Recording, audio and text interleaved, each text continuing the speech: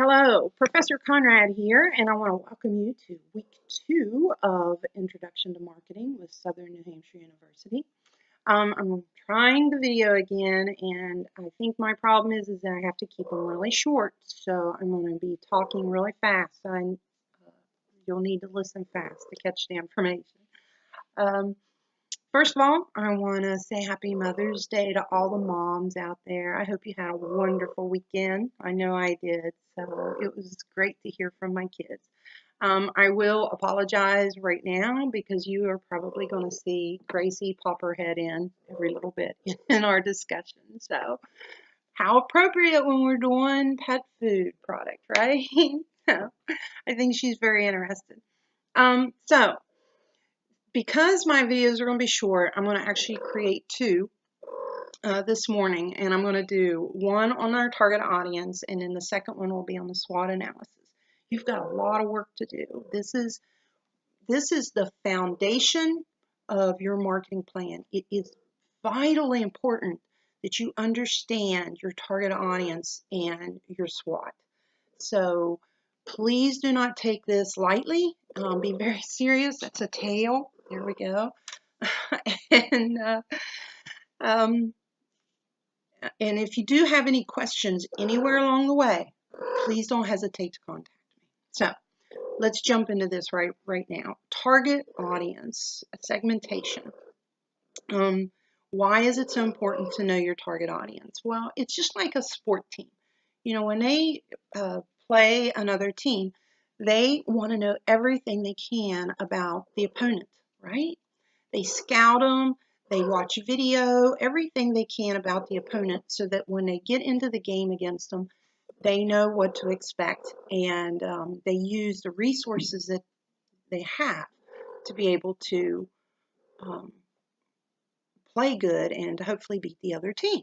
So our purpose with target market is that we want to know everything we can about our best customer, our most optimal customer. I call them the Mona Lisa customer. And your job as a marketer is to make Mona smile, get up out of the chair, and go buy your food. So let's see what we can do to figure out our Mona Lisa. All right. So there are different characteristics of the target audience that you're going to be defining. Before you do that, let's figure out what I mean by target audience and segmentation and all that. So I recommend that you plan on selling your product within the area where you live. Put this down kind of small, and it'll make it easier for you to comprehend everything. And crazy. So your population is everybody within your area. Everybody, okay? So if I were to sell here in Central West Virginia, everybody within probably a 100-mile radius is my population. But not everybody is going to buy my pet food. So what we do is we segment. We break this population apart to better identify them, and you segment them into different groups. To better understand them and better understand how you can communicate with them, because that's really what marketing is all about: is communicating to them, and you communicate to different people in different ways. Okay, so what you're going to do with segmentation is you're going to define, you're going to pull out of this population the people who are most likely to purchase your product. And this is different for every product. That's why it's so important. And you focus on the characteristics of your Mona Lisa customer. Some of the characteristics you're going to look at, first of all, is demographic. And I call this state of body. Everybody in this whole population will fall in a demographic. There are things such as gender, male or female, age, ethnicity, income. You know, that's really important for you to consider because your product is 10% higher than the competition.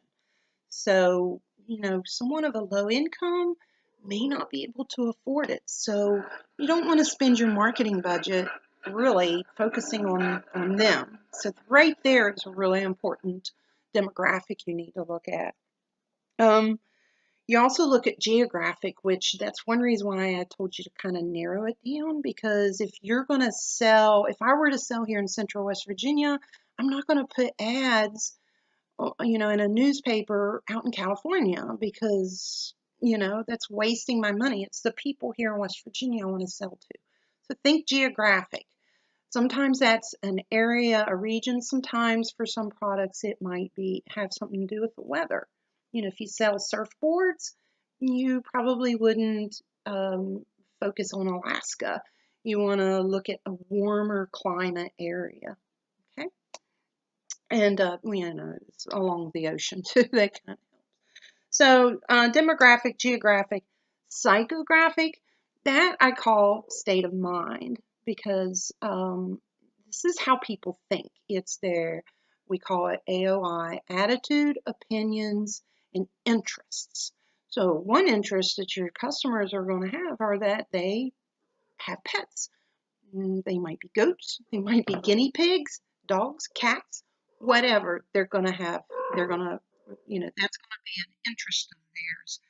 And then behavioral might be how often they purchase something, their loyalty status, how often they purchase a product. So, those might be a little challenging for us to do right now because you are a new product. So, but those are the 4 things you're going to focus on. Read your chapters. You're to do chapter 6, and then chapter 2 is just pages 54 and 55. And that's going to cover pretty much everything we're talking about. And there's also a simulation in your marketing lab this week. Do that, and that will help you better understand this target audience.